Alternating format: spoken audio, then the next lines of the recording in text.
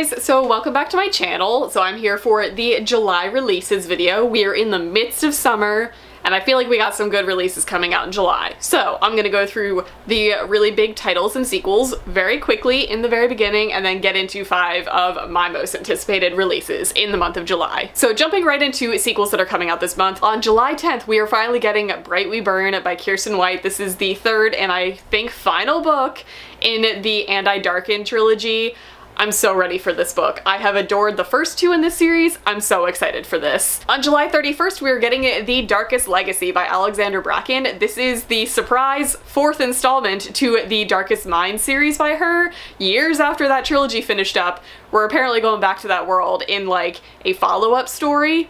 Surprise! On July 10th, we are also getting The Traitor's Ruin by Erin Beatty. This is the sequel to The Traitor's Kiss.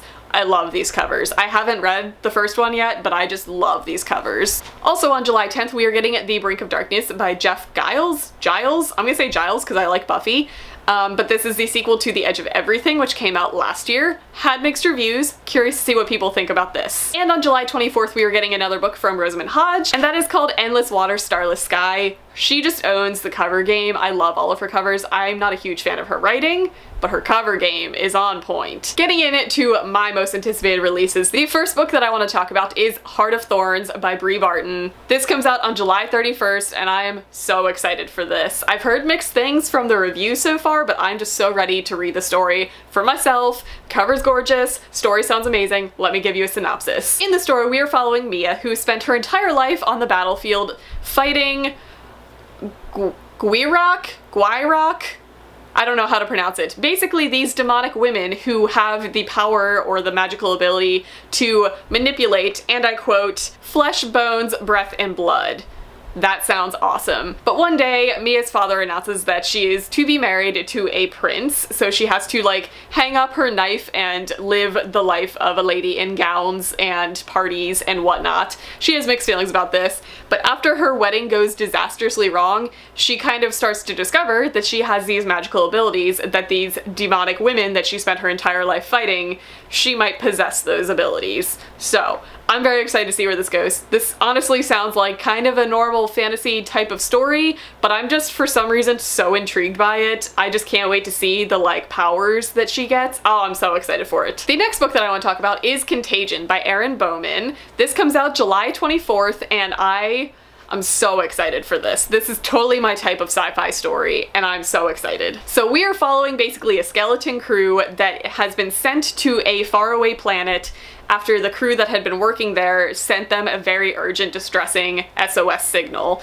So they get dispersed to go to this planet. When they get there, the work site that they are supposed to meet up with these people at is completely abandoned and it's littered with bodies. That's pretty much all we get from the synopsis. The tagline, which I think is also the SOS call that the crew gets, let me read it for you. It says, "It got in us, most are dead, don't set foot here again." Is that not the most intriguing horror sci-fi story? This is giving me, what was that book? 172 Hours on the Moon? That's giving me similar vibes, where it's a very dark horror story that takes place on another planet that just kind of like ups the ante of scare factor. I'm so excited. I don't know what's on this planet, but I'm so ready to find out. The next book that I want to talk about is Fox, and this is by Nadine Brandes. This comes out on July 10th. And first of all, this cover is just stunning. I can't handle this cover. It looks beautiful. I'm also very excited because Nadine is a bookstagrammer, so she's kind of coming from our community and branching into the writing world, and I'm so excited.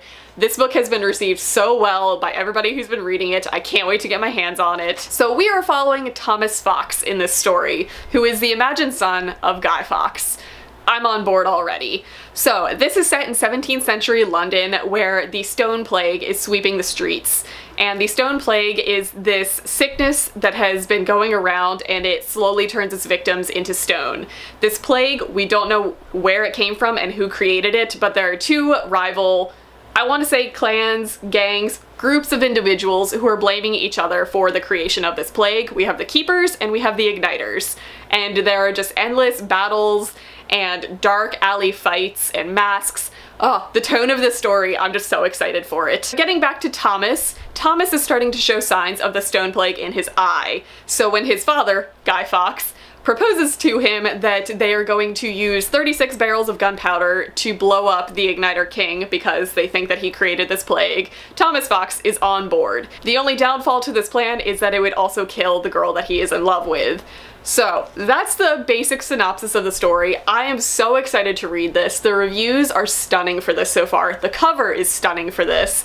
I can't wait to get my hands on this. I'm so excited. July 10th is when we can get this one. Also coming out on July 10th is Notes from My Captivity by Kathy Parks. This is following Adrian, who basically has dreams of getting into an amazing college and becoming a revered journalist like her late father. So when the opportunity arises for her to travel to Siberia and do an article about a supposed hermit family that lives in the wilderness, she jumps on the chance because it's a once-in-a-lifetime trip. This is going to be her ticket to get into her dream college and to get her career as a journalist going. So not only is she trying to survive the Siberian wilderness, she also gets kidnapped by this hermit family that she is going to investigate and research.